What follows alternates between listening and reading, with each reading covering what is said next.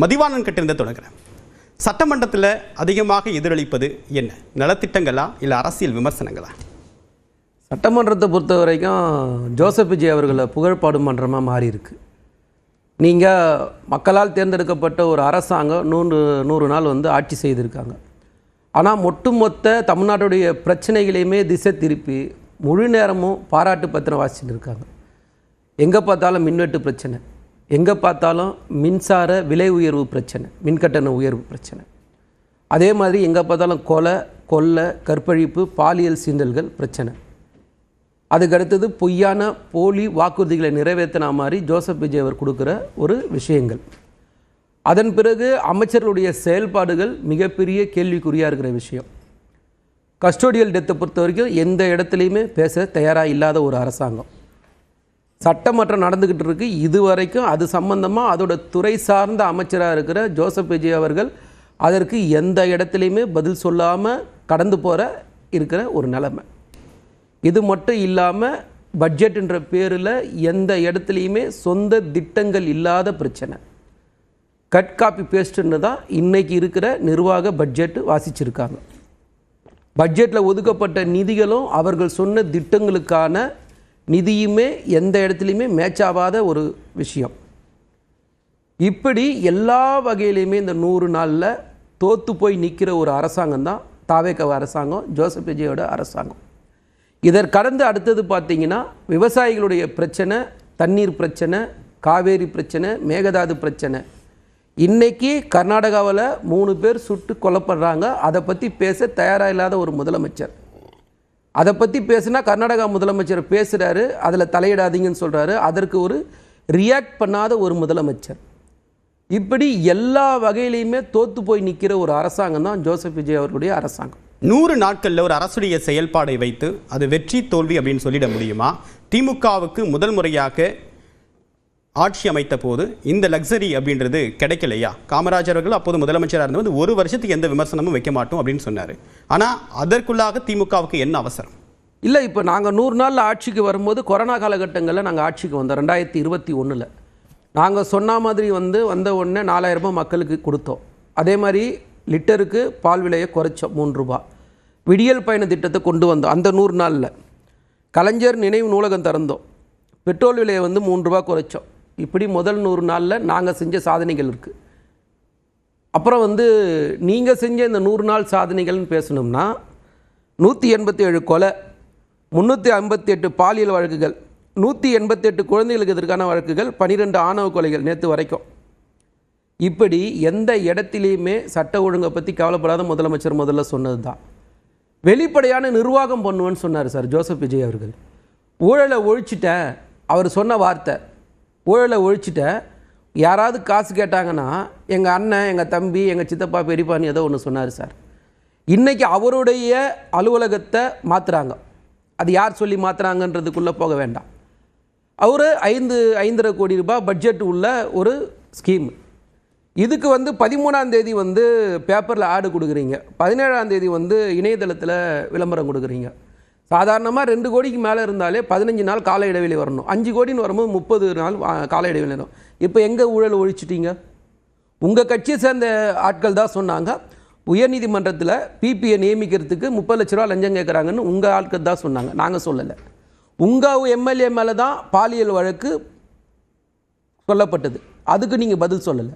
இது எல்லாமே நீங்கள் இன்னைக்கு ஒரு பூசாரியை அடித்து கொண்டு இருக்கீங்க. மக்கள் சொல்கிறாங்க பதில் இல்லை. கோவை அமுதனோட போதை கலாச்சாரத்துக்கு கோவை அமுதனு பலி கொடுத்துருக்கீங்க, அதை பற்றி பதில் இல்லை. திருவத்தூர் தினேஷுக்கு பதில் இல்லை. இப்போ எதுக்கு தான் ஜோசப் விஜய் அவர்கள் பதில் சொல்லுவார்? அப்போ எல்லாமே கடந்து போயிருக்கீங்களே தவிர எங்களுடைய 100 நாள் சாதனைக்கும் உங்களுடைய 100 நாள் சாதனைக்கும் ஏணி வச்சா கூட எட்டாது. திரு கந்தசாமி, தாவேக அரசுடைய செயல்பாடுகள் விமர்சனத்துக்குள்ளாகி இருக்கு. சட்ட ஒழுங்கை தான் பாதுகாப்புன்னு சொன்னீங்க, ஆனால் இன்றைக்கும் சட்ட ஒழுங்கு பிரச்சனை மேலோங்கி இருக்குது அப்படின்றாரு. சட்டமன்றத்தில் முதலமைச்சருடைய புகழ் பாடக்கூடிய மன்றமாக மாறி இருக்கின்ற கருத்து முன்வைக்கிறார். உங்களுடைய முதற்கட்ட பார்வை? இல்லை, அண்ணன் பேசுனது எல்லாமே பொய்யை தவிர வேறு எதுவும் இல்லை. மின்வெட்டு சொன்னார், அப்புறம் கட்டணம் இது சொன்னார். அதெல்லாம் இப்போ மின்வெட்டெல்லாம் சரி பண்ணியாச்சு. அவங்க சதிகள்லாம் என்னென்னு கண்டுபிடிச்சி சரி பண்ணியாச்சு, அதை அனௌன்ஸே பண்ணியாச்சு. இப்போ அந்த மின்வெட்டெல்லாம் கிடையாது. ப்ளஸ் மின்சார கட்டணங்கிறது எல்லாருக்கிட்டையும் யாரெல்லாம் சொன்னாங்களோ உங்களுடைய அக்கௌண்ட் எடுத்து வாங்க, நாங்களே கிளாரிஃபை பண்ணுறோன்னு சொல்லியாச்சு. இதை அரசியல் ரீதியாக சும்மா பேசுகிற யாருமே அதை கிளாரிஃபிகேஷனுக்கு யாருமே முன் வரல. ஸோ இது எல்லாமே சும்மா இவங்க கட்டவித்து விடுறது. இன்னொன்று, சட்டம் ஒழுங்கு பிரச்சனை சொன்னார். 100 நாளில் சட்டம் ஒழுங்கு பிரச்சனை மோசமாலாம் போகாது. கடந்த ஆண்டுகளோட நீட்சி தான் இது. அப்படி பார்த்தீங்கன்னா லாஸ்ட்டு 5 இயர்ஸில் பார்த்தீங்கன்னா மந்த்லி ஆவரேஜ் 900 கேஸ் வரும். இப்போ 3 மாதத்துக்கு சேர்த்து 550 கேஸ். ஒரு பிரச்சனையும் பிரச்சனை தான், அதிலெல்லாம் எந்த மாற்று கருத்தும் கிடையாது. அது ஒரு உயிர் பிரச்சனைனாலும் சரி, இல்லை பெண்கள் மீது அத்துமீறல்னாலும் சரி, அதெல்லாம் பிரச்சனை தான். அதெல்லாம் சரி செய்யணும், நடவடிக்கை எடுக்கணும், அதிலெல்லாம் எங்களுக்கு மாற்று கருத்து இல்லை. ஆனால் குறைஞ்சிக்கிட்டு இருக்கு, அதை தான் நீங்கள் பார்க்கணும். இவர்கள் வந்து புகழ் பாடுறதை பற்றி பேசுகிறது திமுகவுக்கு இதுவே கிடையாது. ஏன்னா அவர்களுடைய ஆட்சியில் பெரும்பாலும் அவர் ஐயா கலைஞர் இருக்கும்போதும் சரி, இவங்க இருக்கும்போதும் சரி, இந்த மாநாட மயிலாட மாதிரி எல்லா இடத்துலையும் இவர்களுக்கு புகழ் பாடுறது மட்டுமே தான் தொழிலாக இருந்ததே தவிர ஆட்சியில் யாருமே அவர் முதலமைச்சர் நேரடியாகவே எங்கேயும் தலையிட்டது கிடையாது. இங்கே முதலமைச்சர் துறை வாரியாக ஒவ்வொரு நாளும் ஒவ்வொரு துறையை கூப்பிட்டு அவங்கக்கிட்ட கேட்குறாரு, அவங்களுக்கு இன்ஸ்ட்ரக்ஷன் கொடுக்குறாரு, எல்லாமே பண்ணிக்கிட்டு இருக்கோம். இந்த 100 நாளில் கிட்டத்தட்ட இந்த திமுக அண்ட் எக்கோசிஸ்டத்துக்கு என்ன பிரச்சனை அப்படின்னா, இந்த 100 நாள் அவங்களுக்கு 100 ஆண்டுகள் கழிந்த ஒரு உணர்வு இருக்குது. ஏன்னா அவங்களால ஏற்றுக்கவே முடியலை. ஒவ்வொரு நாளுமே 100 நாள் ஆச்சு, 50 நாள் ஆச்சு, ஒரு வாரம் ஆச்சு, இன்னும் ஒன்றும் நடக்கலை. ஐயா, இன்னும் 5 வருஷம் முழுசாக இருக்குது. நீங்கள் 5 வருஷம் 10 வருஷம் இல்லை 50 வருஷம் ஆட்சியை இந்த 100 நாளில் கம்பேர் பண்ணுறீங்க. அப்படியே நீங்கள் கம்பேர் பண்ணால் கூட தாவேக ஆட்சி மிகச்சிறந்த ஆட்சியாக தான் இருக்குது. பலவிதமான நலத்திட்டங்களை நாங்களும் அனௌன்ஸ் பண்ணியிருக்கோம். அவர் சும்மா பேருக்கு சொல்லிக்கிட்டு இருக்காரு, ஒன்றும் பண்ணல. அது திமுக அப்படி தான் சொல்லும். ஆனால் மக்கள் இன்னைக்கு மாற்றத்தை உணர ஆரம்பிச்சிருக்காங்க. ஒவ்வொரு இடத்துலையும் போகும்போது ஊழல் இல்லாமல் இருக்குங்க அப்படின்னு பெருமையாக சொல்கிறாங்க, ஆச்சரியமாக சொல்கிறாங்க. அரசு அலுவலகத்துக்கும் போது மதித்து பேசுகிறாங்க அப்படின்னு சொல்கிறாங்க. இப்போ சட்டசபை நிகழ்வுகளே திமுக காரங்களே கதறாங்க, ஏன் லைவ் போடுறீங்க, எல்லாரும் பார்க்குறாங்க.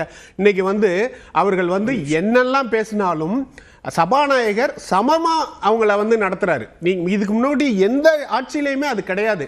எதிர்க்கட்சிகளுக்கு ஏன் ஆளுங்கட்சியை விட அதிகமான முக்கியத்துவம் கொடுத்து நடத்திக்கிட்டு இருக்காரு. யார் அந்த கோட்டை தாண்டினாலும் நிப்பாட்டுறாரு. அது ஆளுங்கட்சியா இருந்தாலும் சரி, எதிர்க்கட்சியா இருந்தாலும் சரி. இன்னைக்கு இவர்கள் எப்போதுமே இந்த அரசை குற்றம் சொல்ல முடியலைங்கிறதுனால பொதுக்கூட்டங்கள் போல இந்த சட்டசபையும் மாத்த ட்ரை பண்ணிக்கிட்டு இருக்காங்க. இதை மக்கள் பார்த்துக்கிட்டதுனால அதான் லைவையே கட் பண்ற அளவுக்கு அவங்க அமைச்சர்கள் மக்கள் நல திட்டங்களை பற்றி மட்டுமே பேசுறாங்க அப்படின்னா ஏன் அவர்களுடைய பேச்சு அவை குறிப்பிலிருந்து நீக்கப்படுது? இல்லை, அதுதான் நான் இப்போவே சொன்னேன். சொல்லிக்கிட்டு இருக்கிறது தான். இவங்க பொதுக்கூட்டம் போல் அதை உருவப்படுத்துறதுக்கு உண்டான வேலைகள் எல்லாம் பார்க்கறதுனால ஒவ்வொரு இதுவும் ஆரம்பம் பாருங்க, யார் ஆரம்பிக்கிறாங்க, யார் ஃபினிஷ் பண்ணுறாங்க. இன்னைக்கு கூட நடந்தது. இன்னைக்கு கூட நீங்கள் கண்ணியமாக பேசுங்க அதெல்லாம் வரும்போது அப்போ முதலமைச்சர் வரும்போது எந்திரிச்சு நிற்க வேண்டியதானு சொல்லும்போது எங்கேருந்து ஆரம்பிக்குது? அப்படி ஆரம்ப புள்ளி தான். ஏன்னா இவங்களுக்கு அரசோட நலத்திட்டங்களை பற்றி விமர்சனம் பண்ணுறதுக்கோ ஊழல் லஞ்சத்தை பற்றி பேசுறதுக்கோ இவங்களுக்கு ஒன்றும் இல்லை. அதனால் ஏதாச்சும் கண்ணியக்குறைவான பேச்சோ இல்லை இதை பொதுக்கூட்டமாக மாத்துறதோ ட்ரை பண்ணிக்கிட்டு இருக்காங்க. அதனால தான் எங்கள் தலைவர் சூப்பராக ஒரு விஷயம், சபாநாயகர் ஒரு அமைச்சர் இது லைவ்ல போறதுனால